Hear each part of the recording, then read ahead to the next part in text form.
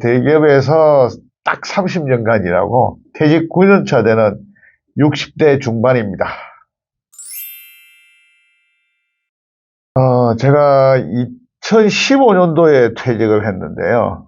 한 회사를 30년을 꽉 채웠습니다. 정확하게 30년을 채웠고, 퇴직할 당시는 임원이었습니다. 임원의 퇴직 방법들이 대체로 비슷하겠습니다만은, 어, 보통 2년 임기를 정하고, 임기가 정해지면 해촉되거나 재선임되거나 이 둘 중에 하나인데요. 저 같은 경우는 재신임하고 얼마 되지 않아서 6월 말에 그만둔 케이스입니다. 그래서 재신임하고 6개월밖에 안 됐기 때문에 저는 정확하게 퇴직에 대한 걸 느끼지 못했고 전혀 인식하지 못한 상태에서 갑작스러운 퇴직을 하게 되었습니다.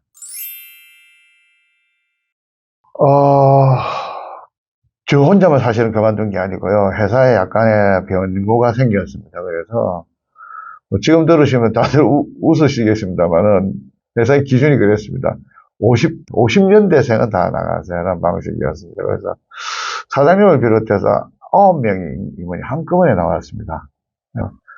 뭐 어떤 실적의 문제라든지 이런 게 아니고 회사 전체가 경영 실적도 그렇게 안 좋았지만 회사 내에 어떤 변화가 있었습니다. 그것 때문에 경영 쇄신을 위해서 지금 있는 임원들이 나가는 게 좋겠다. 근데 그 중에서도 젊은 임원보다는 50년대생을 나가는 게 좋겠다. 이렇게 해서도 한꺼번에 나왔습니다. 그러니까 만 57세였던 것 같습니다. 그때 나이가. 저는 철강회사를 다녔는데요. 철강회사는 대체로 임원들이 오래 일하는 편입니다. 60대 넘는 분도 꽤 계시고요. 그래서 저도 위에 선배들을 봤을 때는 60대를 넘을 것이라고 생각을 하고 있었고요. 그 관례대로. 저는 최소한 2, 3년은 남았다. 이 생각을 하고 있는 와중에 갑자기 그만두게 됐죠. 인사 시기라는 건 저희들은 12월 초거든요. 그래서 12월 되면 누구든지 뭐 재신임을 받았다 하더라도 혹시 내가 이름에 오르내지 않을까 이런 방식으로 생각을 하는데 저는 전혀 그런 게 없었죠. 예를 들면 항상 월 말, 월 하순에 가면은 그 달의 실적을 가지고 회의를 하는 임원회의가 있었는데 6월 25일 날 회의를 한다고 저는 그 당시에 지방에 공장장으로 내려가 있었어요. 그러니까 부산에요. 그런데 6월 25일 날 그 임원회의를 올리려고 기차를 타고 올라오는 중에 전화를 받았어요. 6월 30일부로 인수인계 끝내라고.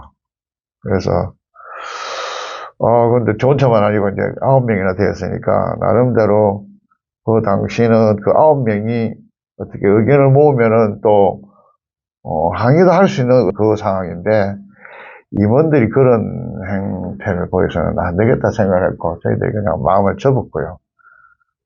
회의하러 온 그날 그냥 올라가서 부의장님한테 그동안 수고했습니다 하고 인사하고 그냥 집에 갔습니다.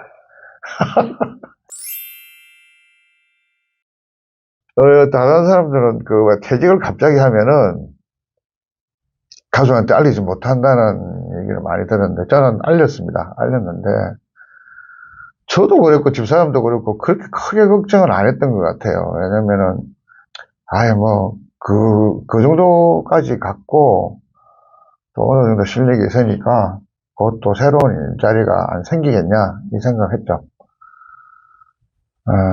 근데 이제 그게 안 된 거죠 이제.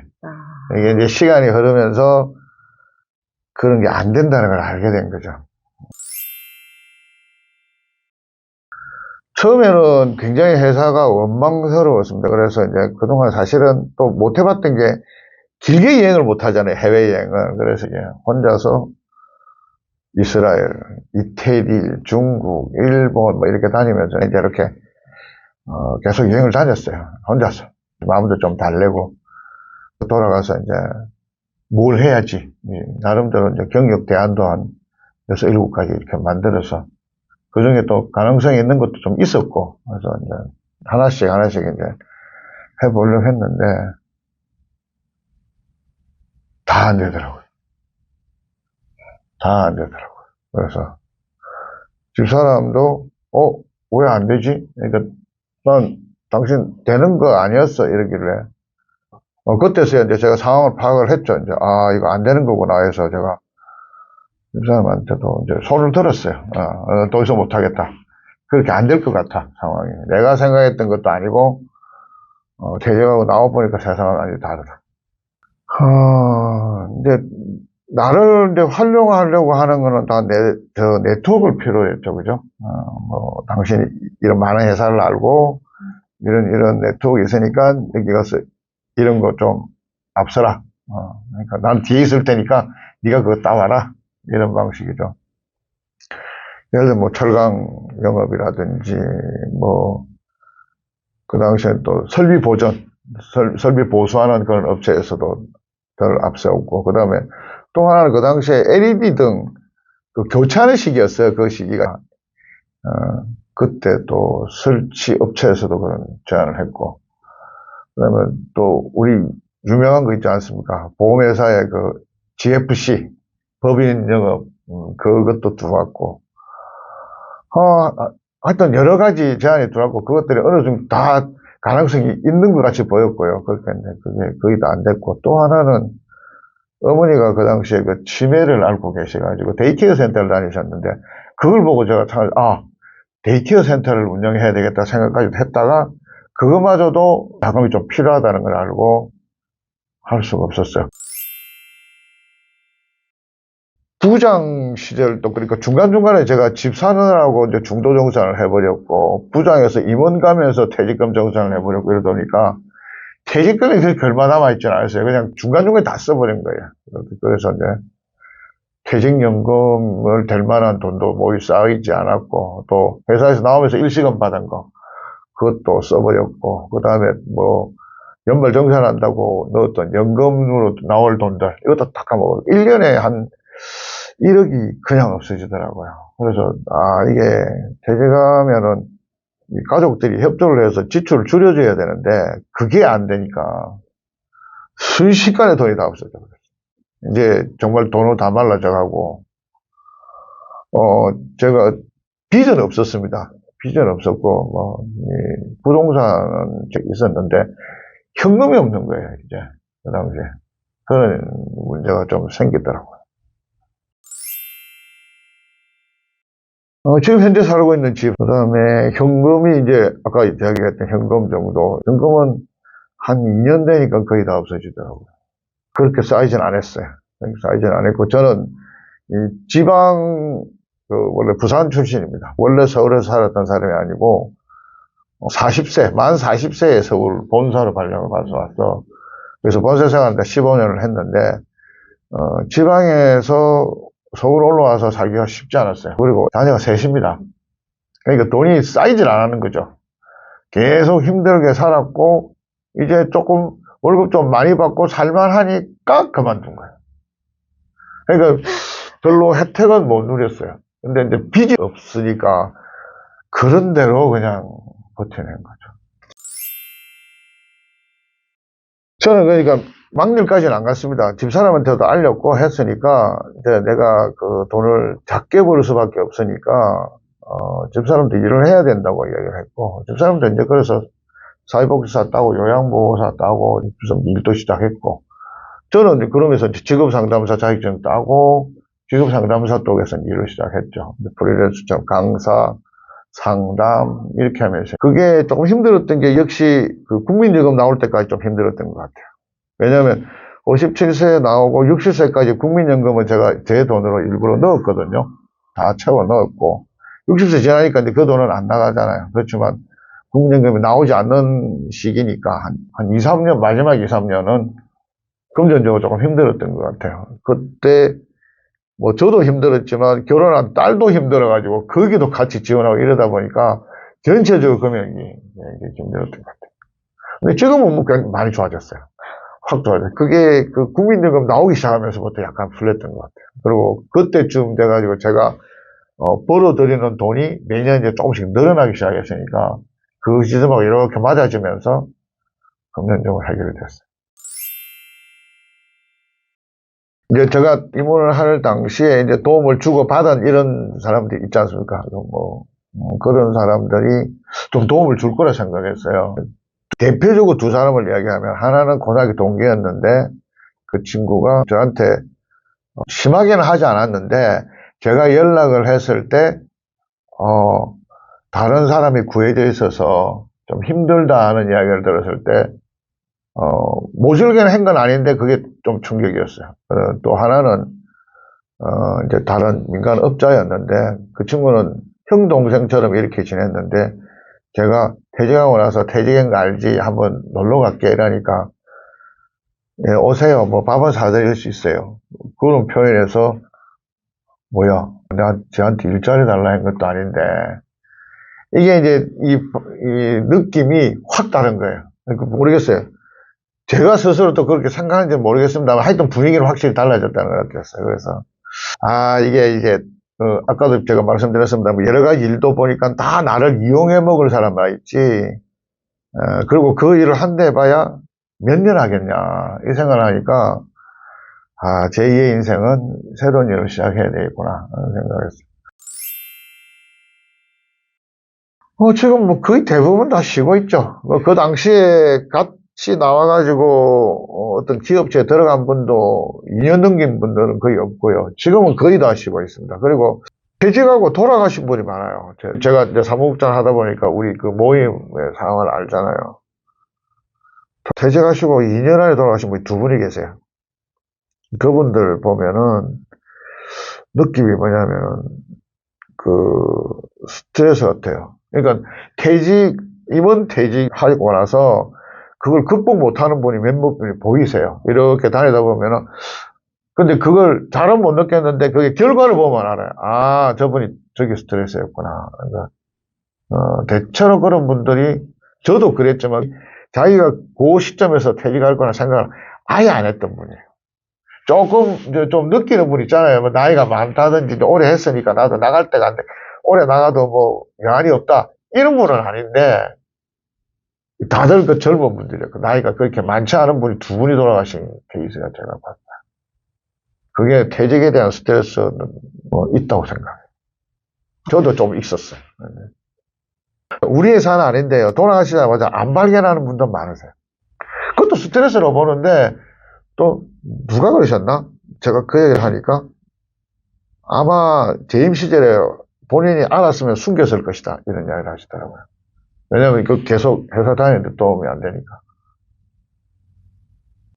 그 친구는 퇴직하고 평일날 안 나갔다 하더라고. 왜? 그러니까 낮에 왔다 갔다 하면 저 사람 퇴직했구나 이렇게 말할까봐 낮에 안 나갔다는 거예요. 저는 안 그랬어요. 저는 퇴직하고 그냥 바로 나가고 집사람한테 이야기했고, 그래서 꼭 퇴직하면 퇴직하는 거지. 누구든지 퇴직하는 거지. 그러나 충격은 컸지만 그걸 표 안 내려고 노력했고, 그 다음에 60대 이후에는 그러기는 힘들어요.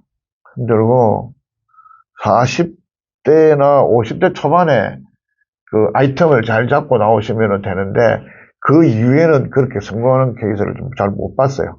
뭐 다들 나와서 뭐 부동산 한다고 해봐야 얼마 안 하고 문 닫고, 뭐 회사 들어가 봐야 1, 2년 안에 나오고 그러시는 것 같아요. 그리고 또 제 친구 중에는 나와서 경쟁회사에 갔다가, 경쟁회사 가잖아요. 그래버리면 그동안에 다녔던 회사하고 적이 되어버리는 경우도 많아요.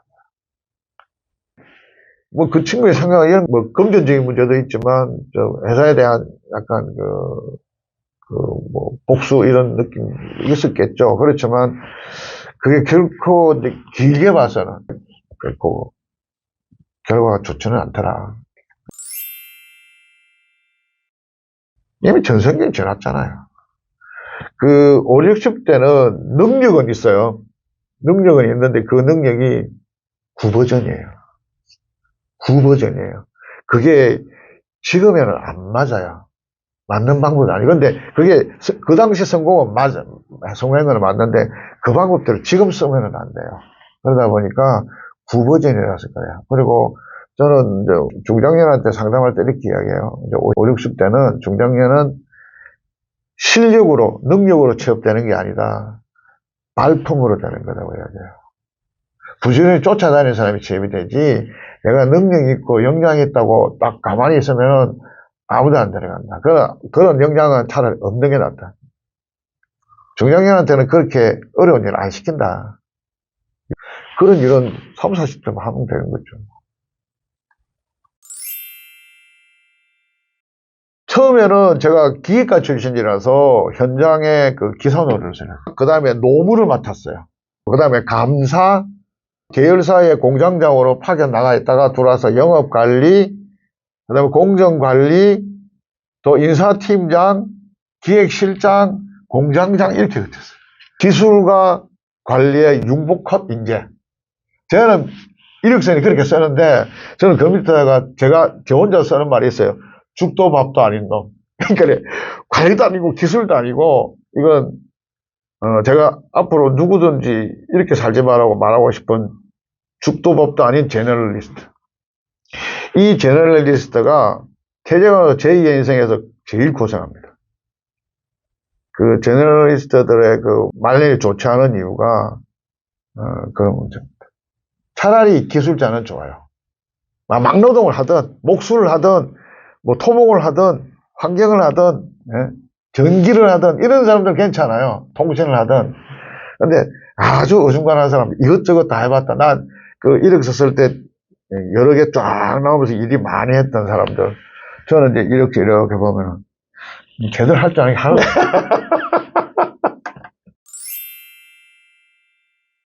중장년 생애설계 상담을 하고 있습니다.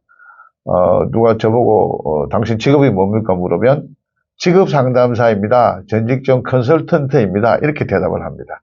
그 당시에는 취업 성공 패키지라는 프로그램이 있었어요. 그 민간기관에서 계속 상담을 해줬습니다. 그때 이제 제2의 인생을 진로 방향을 잡자 하고 그분이 계속 여자분이 이렇게 했는데 그 진로 방향을 못 잡는 거예요. 그러니까 그분들은 중장년에 대한 그 매뉴얼이 있는가 봐요. 중장년이면 좀 제일 밑으로 내려가면 경비, 청소, 주차요원 이런 거 이야기하고 조금 올리면 소방, 전기, 아니면 중장비, 타일 이런 걸 얘기하는 것 같아요. 저보고도 중장비하고 타일을 이야기했어요. 그래서 제가 못한다. 나는 그거는 하기 싫다. 내가 막노동까지는 생각을 안 했다. 이렇게 이야기하니까.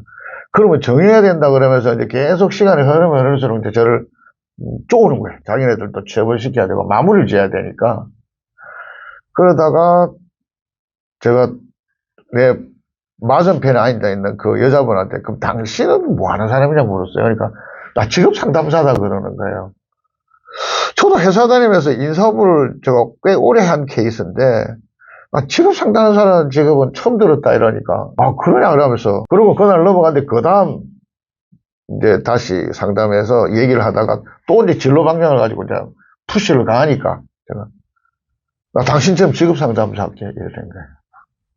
그러니까 깜짝 놀라는 거예요. 여자분이 하시는 이야기가 안 돼. 왜 안 되는데 그러니까 첫 번째 이거는 선생님 나이가 너무 많다. 그리고 직업 상담사는 여자들이 주로 많이 하는 거고 자격증을 따봐야 취업이 안 된다. 취업이 되는 자격증을 따야지. 두 번째, 이 자격증 시험이 좀 어렵다.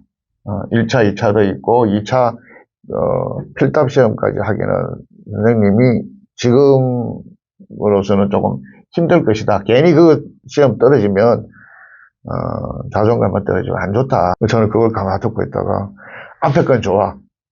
뒤에 거 학습 능력에 대해서 나를 약간 건드린 거야. 그래서 내가 야, 이 무슨 소리 하는 거야. 할 수 있다.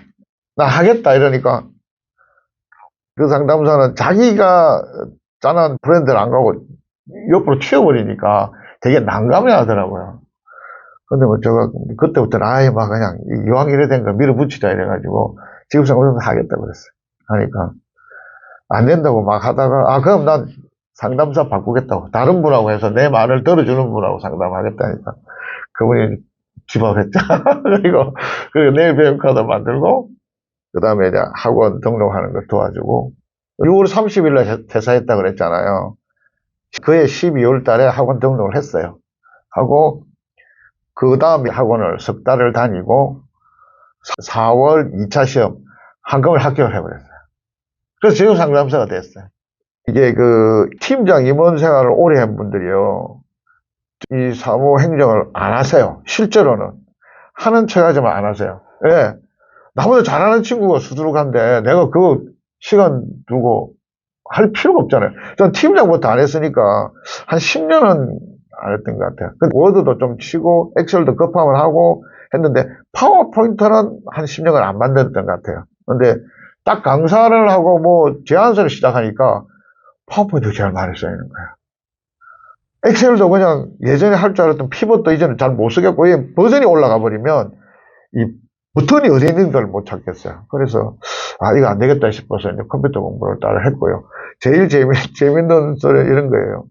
처음에 강의록을 하나 만드는데 도저히 못 하겠는 거예요. 그러니까 한 장을 만드는데 한 2시간씩 걸리니까 우리 아들을 지금 늦둥이 아들 그걸 불렀어요. 야, 이 아빠가 애니메이션이나 전환 한두 개만 좀 가르쳐 주라.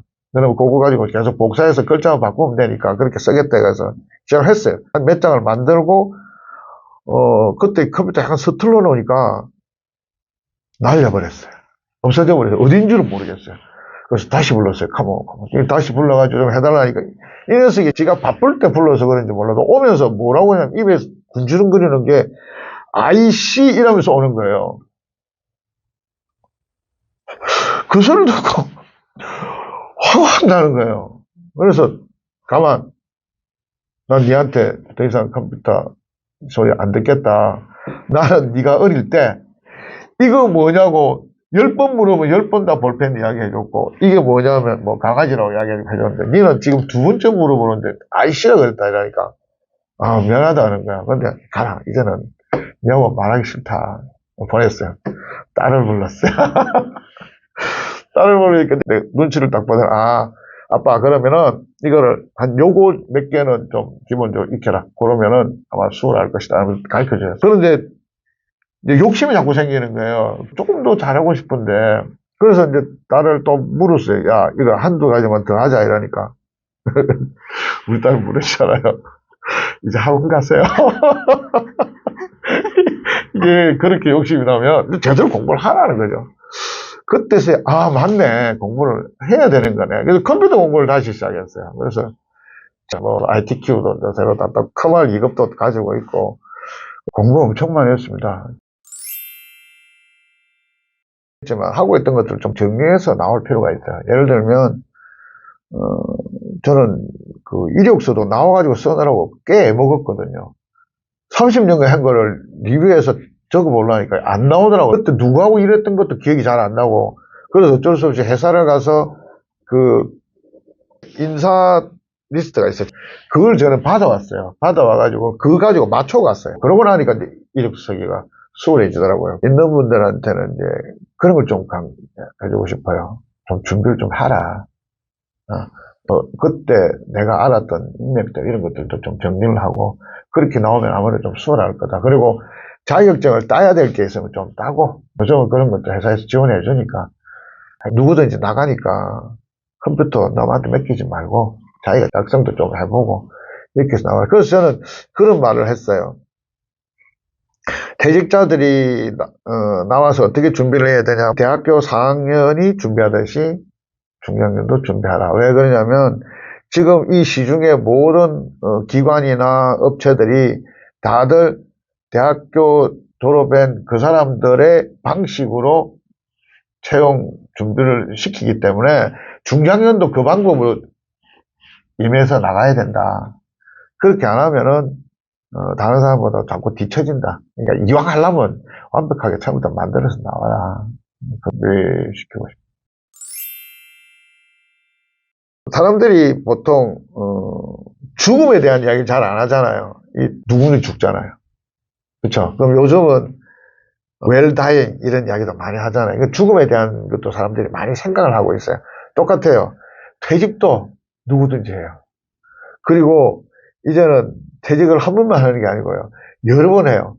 처음에 전성기 때는 딱 한 번 하고 끝나지만 그 뒤에는요. 수시로 할 수도 있어요. 퇴직이.